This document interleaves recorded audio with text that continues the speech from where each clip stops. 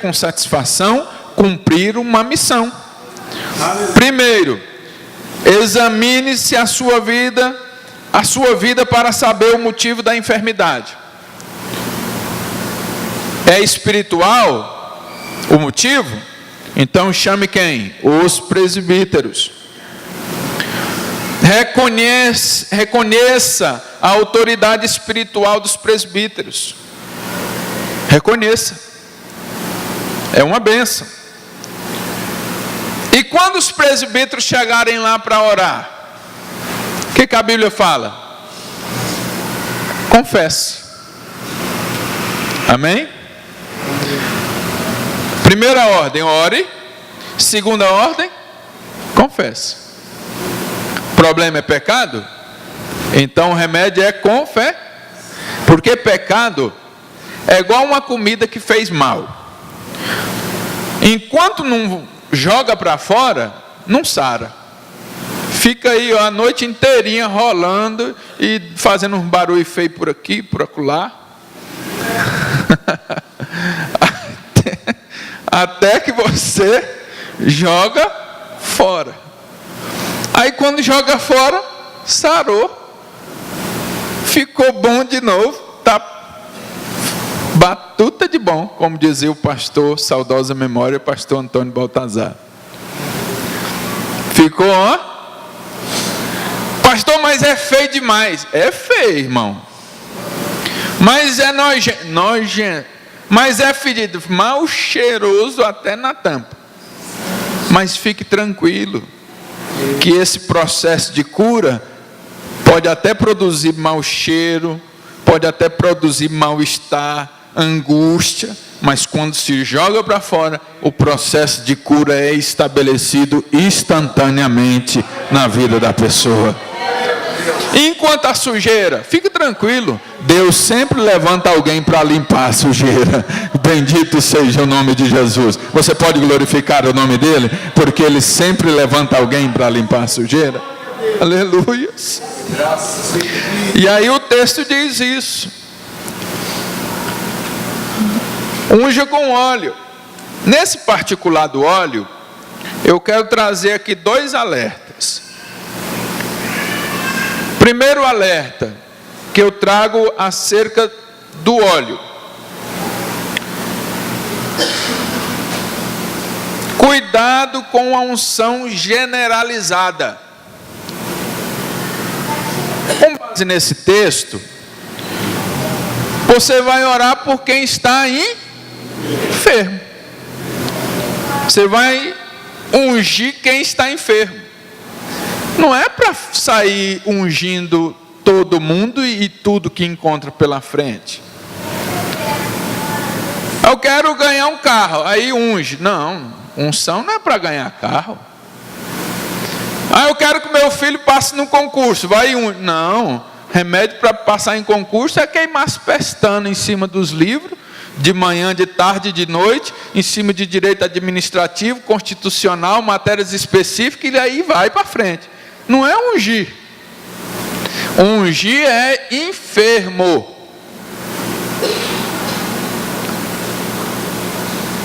Comprei um carrão bonitão, vou ungir. Quem foi que disse que unção é para carro? Unção não é para carro. O que vai proteger o seu carro é você cumprir as leis de trânsito. Aí anda aí 100, 120, 130, 140, 150, não está ungido.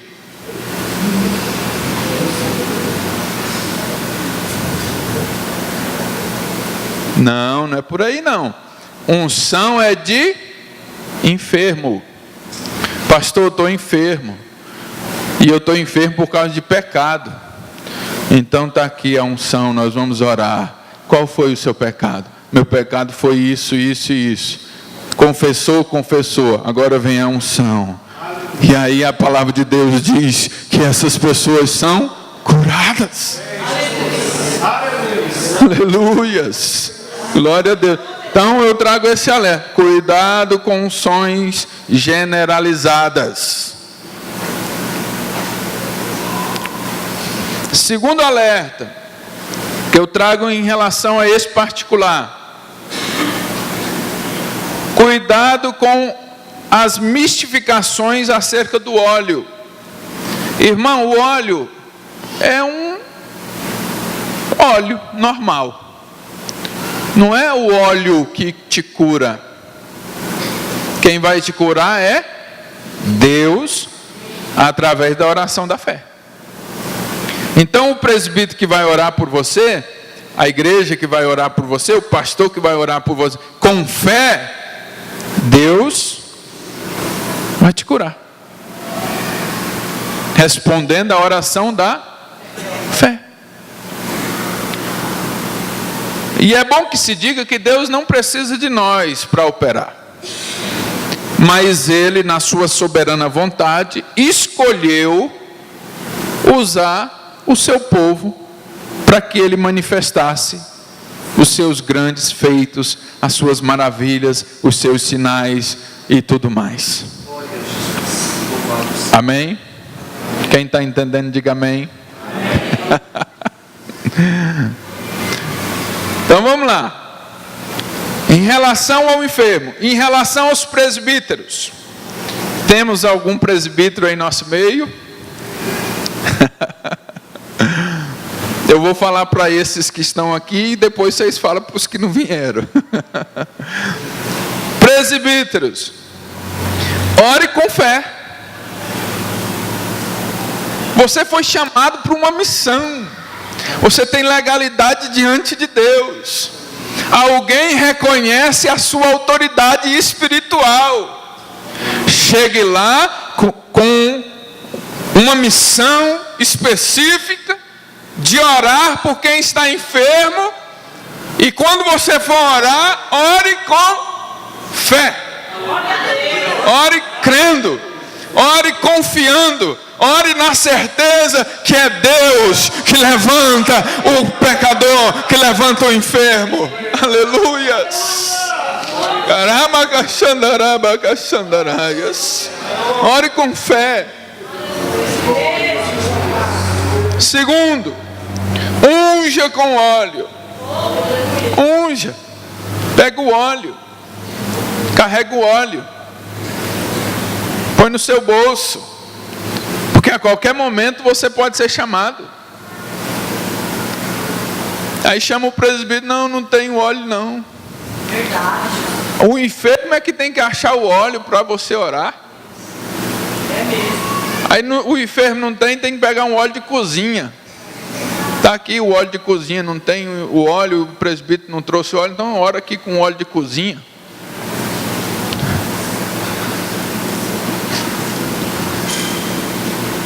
Unja com óleo, ore com fé. Aleluias. E aí, em terceiro lugar, nesse processo de orar pelos enfermos, vem a ação de Deus. O que Deus faz? Ele levanta o enfermo. E nós somos prova disso. Sabe por que nós estamos hoje de pé? Porque Deus nos levantou. Você pode levantar assim as suas mãos. Você que tem esta consciência de que estávamos caídos, de que estávamos presos, de que estávamos depravados, que estávamos merecedores da ira, que estávamos distantes de Deus, mas Deus nos levantou. Deus te levantou. Deus levantou a sua casa. Deus levantou o seu marido. Deus nos levantou. Aleluias!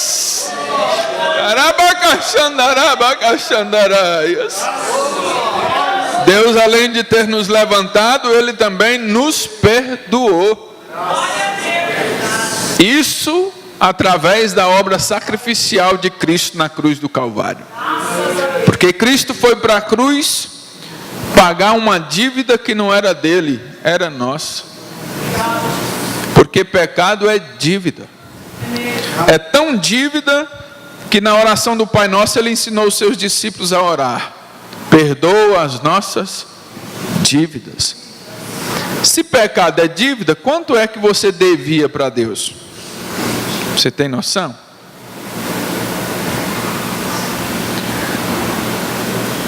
Devíamos muito. Uma dívida tão grande que ninguém poderia pagar. Mas aí Deus decidiu: eu vou pagar através do meu Filho amado na cruz do Calvário. E como é que alguém pode ser perdoado com esta obra de Cristo na cruz?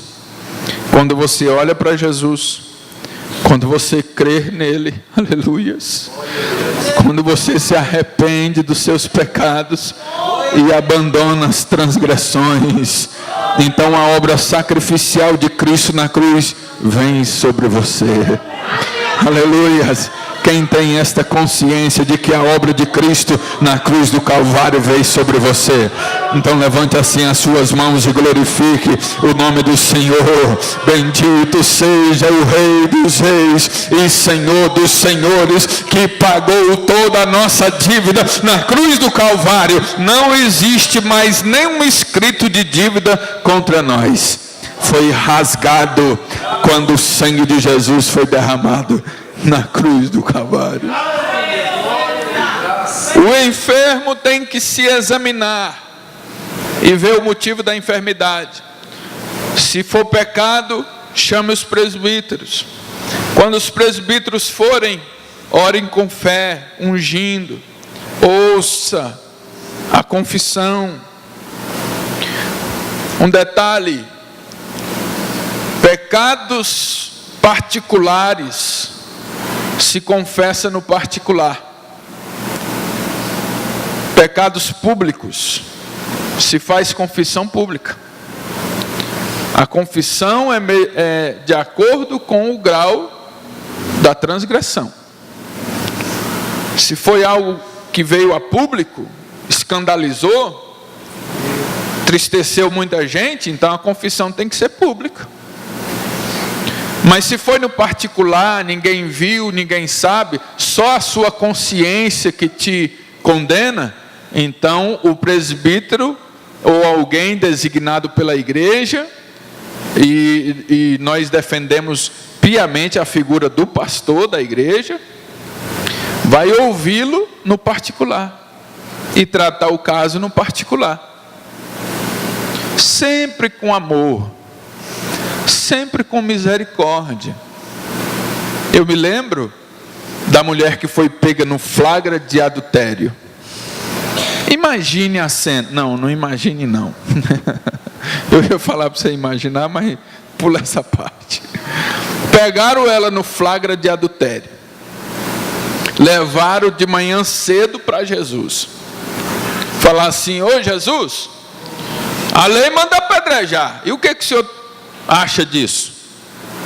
Aí Jesus falou assim: quem não tem pecado, joga a primeira pedra. E aí a Bíblia diz que eles investigaram a consciência, e do mais velho para o mais novo, todos foram se retirando. E aí é onde que eu acho lindo o tratar de Deus com o pecador.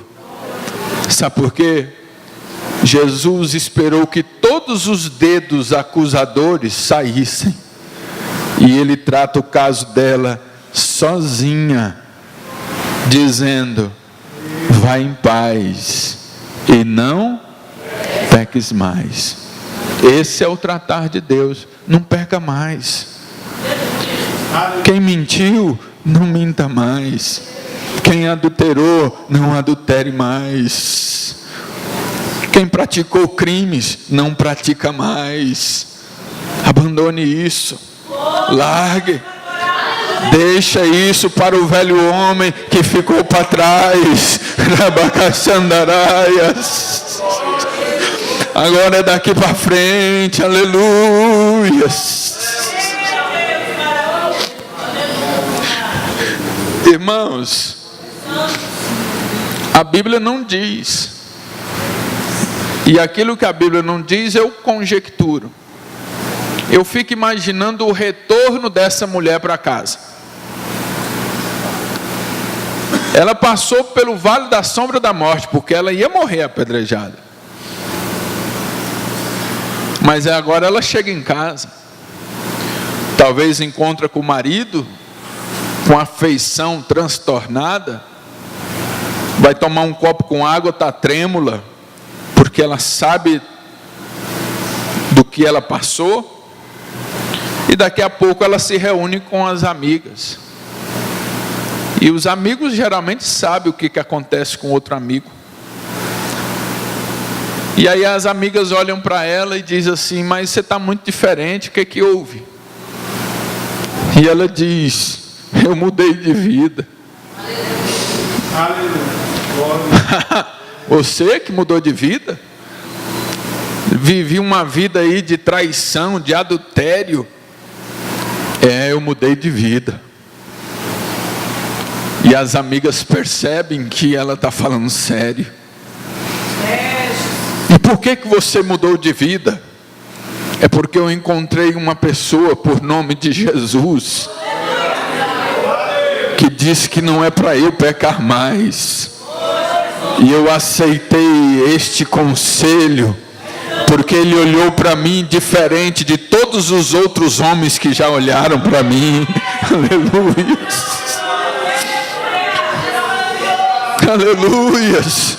Porque Jesus, irmãos, é aquele capaz de conversar com uma mulher sem nenhum sentimento diferente no seu coração.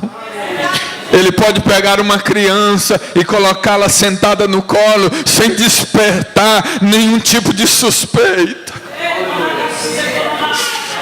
E por causa do trato de Jesus, esta mulher mudou de vida. Foi por causa do trato de Jesus que você mudou de vida. Você abandonou a cachaça, você abandonou o cigarro, você abandonou as festas, você abandonou a idolatria. Sabe por quê? Porque Cristo tratou a sua vida. Aleluia! Porque Ele levanta o enfermo e perdoa o pecador.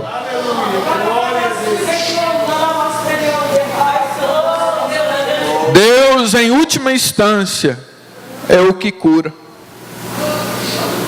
O Salmo 103 diz que Deus é quem cura.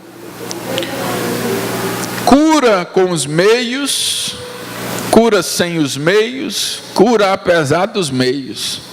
Deus é quem cura. E em terceiro lugar, quem nós devemos orar? Por quem devemos orar? Pela nação. Vamos ler versículo 17, vamos lá? 1, 2, 3. Elias era homem como nós. Ele orou fervorosamente para que não chovesse. E não choveu sobre a terra durante 3 anos e meio. Orou outra vez e os céus enviaram chuva e a terra produziu seus frutos. Eu acho aqui lindo, porque esse episódio em específico, Tiago está falando sobre os pecados da nação. E quando Elias orou, foi para que Deus enviasse um juízo parcial contra a nação de Israel, que era reinada por Acabe, que tinha conduzido o povo para o pecado. E aí Elias orou. E além de orar, Elias pregou. Porque é quando a nação peca, quando a nação transgride, quando a nação pratica crimes, é que tem que surgir a igreja, que tem que surgir os profetas, que tem que surgir os mensageiros. Eu ando muito preocupado quando a igreja, ao invés de apontar os erros e transgressões de pecadores cínicos, que sabem que estão fazendo errado e vivem como que se não estivesse. Eu fico muito com medo quando o povo de Deus, ao invés de apontar os erros e pregar contra as transgressões, tenta querer fazer amizade, tenta querer estar perto, se enamorando, cumprindo outras missões, outros expedientes, sendo que a missão nossa é de orar e como pregadores do Evangelho, apontar o pecado para que se arrependam. E Elias chegou diante de Acabe, sentindo angústias, tristezas, pressão, porque ele estava enfrentando a maior autoridade do estado, o rei. E ele, em alto bom som, diz: vocês pecaram, preciso se converter, precisa voltar atrás, precisa abandonar as transgressões. E ele ora: Senhor, manda um juízo parcial para que este povo perceba que o Senhor não concorda. E veio a seca, 3 anos e 6 meses. Mas aí, em 1 Reis capítulo 18, versículo 1, Deus diz com Elias: vai lá e fala para Acabe que eu vou mandar chuva. E é assim que nós temos que orar, é orar em cima da promessa de Deus. Deus te prometeu, então você vai orar em cima da promessa. Deus prometeu que ia mandar chuva, então vem o profeta Elias e diz para o povo: Deus vai mandar chuva. E ele sai dali, sobe no monte e começa a clamar ao Senhor por chuva. E coloca a sua cabeça em terra.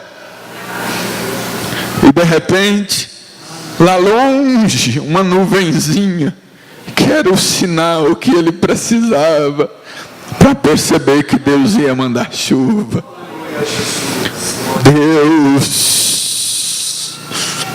Deus quer rasgar os céus e se manifestar, porque todas as vezes que ele se manifestou, quem estava transgredindo teve que mudar de direção. E Deus se manifestou com fogo, consumindo o altar. E naquele dia, quem quis ficar do lado de Baal, morreram. Mas quem confessou que só o Senhor é Deus, teve vida e vida com abundância. Aleluias. Esta é a nossa missão: orar pela nação e pregar contra os seus pecados. E para terminar, orar por aqueles que se desviaram da verdade.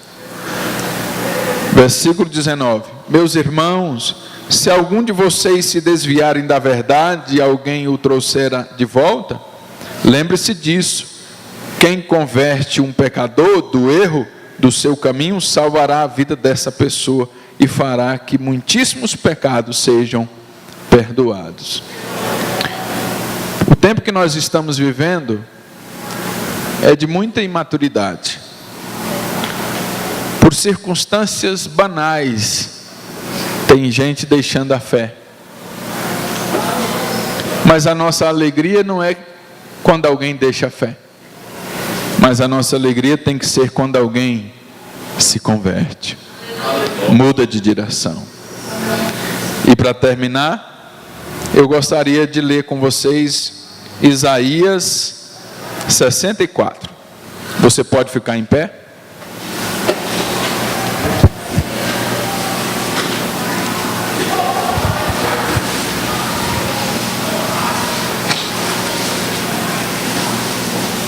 Glória a Deus.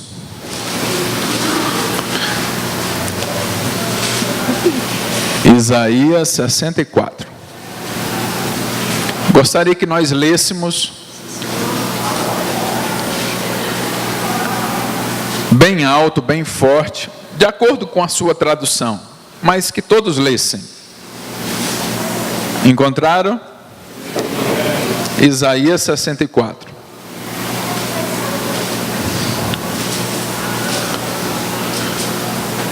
Orar por aqueles que se desviam da verdade. Vamos lá? 1, 2, 3. Ao se romper dos céus. Vamos lá? Cadê a Bíblia?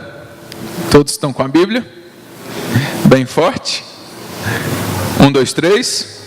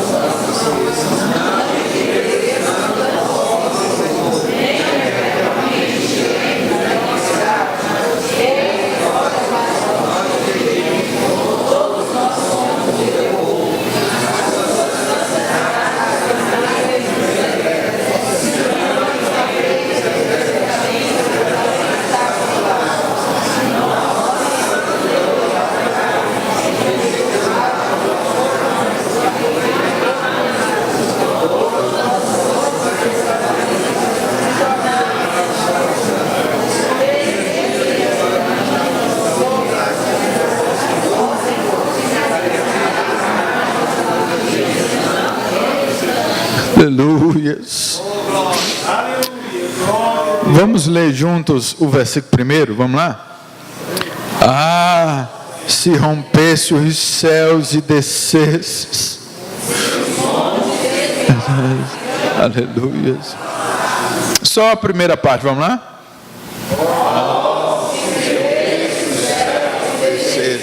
Mais uma vez. Oh, se rompesse os céus e descesse.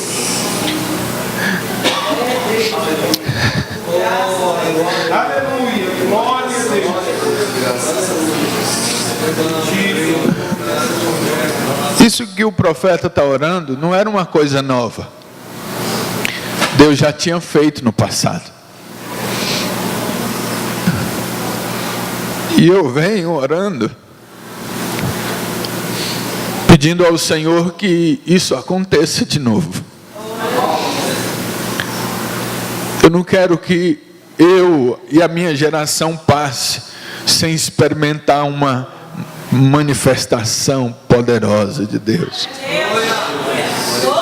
Deus se manifestou com nuvens, Deus se manifestou com fogo, Deus se manifestou com água saindo da rocha, Deus se manifestou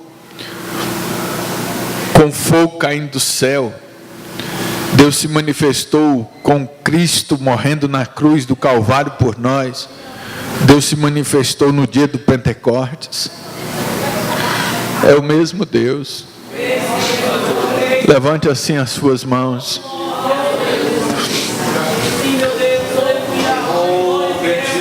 Clame a Deus para que haja uma manifestação do Senhor.